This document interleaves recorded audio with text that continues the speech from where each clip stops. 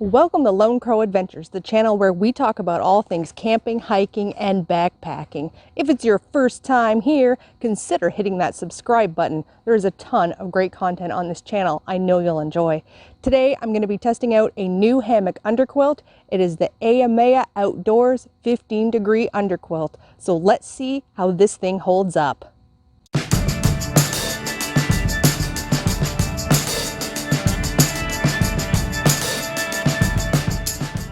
Now, before we get into the specifics of this underquilt, I wanted to let you know that I'm approaching its use with a fair degree of skepticism. The biggest reason for that is that its fill consists of a hollow cotton.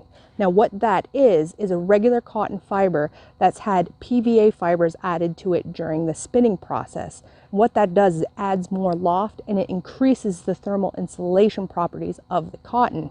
However, if you're into backpacking or camping, you know that cotton is generally your enemy when you're on the trail. It's heavy and it doesn't hold up well with any kind of moisture. Tonight we're expecting temperatures in the low to mid 40s, so I've selected a 40-degree synthetic bag to go along with the sleep system. If I sleep through the night and I don't get cold, then we know the underquilt has done its job. But if I wake up halfway through the night and I'm freezing, then we'll know what kind of rating to give it come tomorrow. So I'm in the hammock.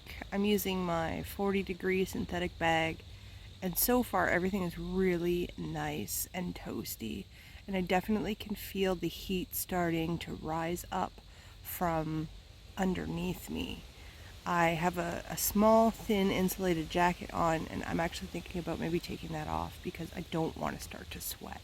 But so far the Ayamaya underquilt is doing a very good job. Well, good morning, everybody. I slept great using the Ayamaya underquilt. I was actually really impressed with how well it kept me warm. I was really skeptical going into the night, thinking I was going to freeze, but I didn't freeze. I was nice and toasty. One of the things I really like about it is that it comes up nice and close right around my shoulder, and it kept my entire upper body, my back, and my bottom nice and warm. I did have a couple of problems with it though.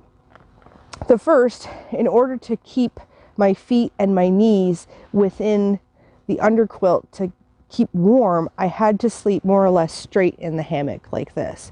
I was able to get in a side sleeping position a couple times and that was okay. But when I tried to reposition myself for more of that angled sleep, I found that I had a shoulder over on this side that would get a little chilly, but more, I noticed that my knee was above the underquilt line and it got cold, and my feet, when I repositioned my feet to get that angled sleep, my feet were hanging up above the underquilt line. So to remedy that, I just stayed nice and perpendicular in the hammock. But as a result of that, I felt a little constricted and I felt like I couldn't really reposition the way that I wanted to.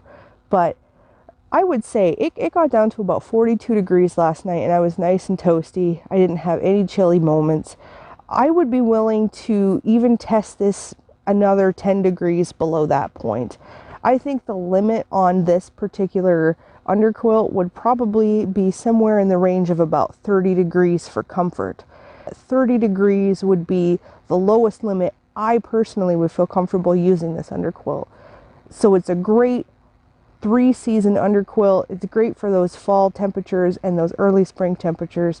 I definitely would bring this on another trip again. And for the price, for $50, if you're just looking to get into this for the very first time, it would be a great option for you because it's not going to break the bank and it lets you test out and see if hammock camping in colder temperatures is something that you might enjoy. Let's get into some of the specifications on the Ayamaya underquilt. The temperature rating for this underquilt is 15 degrees, although I would rate its comfort limit being a little closer to 30 degrees. It's made out of a really nice material. It has a 20D ripstop nylon on the exterior, and the liner is made out of a 240T polyester. The insulating layer is made out of a 200G hollow cotton fill, and it has very nicely sewn baffles to help keep that fill in place to help keep you warm.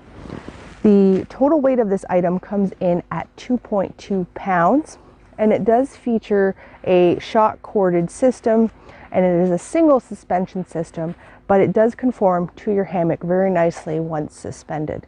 Overall, I think this is a great budget option. One of the things that wasn't listed on the manufacturer's website was any type of waterproofing that had been applied. So you may want to consider adding some DWR to the exterior of this nylon just to keep it a little bit more weatherproof so that you don't run into moisture problems.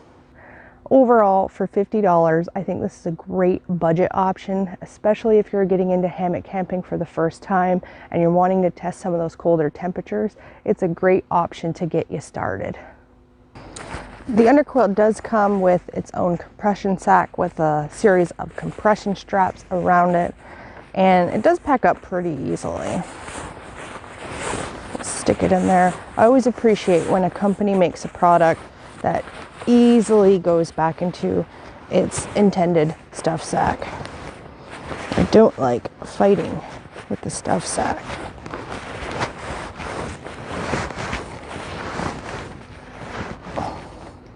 Has a little cinch around the top. And there we go. We've got it cinched up nice and small. So I do want to thank Ayamaya Outdoors, who was nice enough to send me this hammock underquilt for a review. I've provided a completely unbiased opinion about this product as was promised to the manufacturer, so that way you guys can be informed if this is going to be an option that might work for you. If I had to rate the Ayamaya underquilt on a 5-point scale, I would give this underquilt a solid 3 out of 5 crows. The biggest reason for that is that it kept me warm in some of those colder temperatures, so for that it gains points.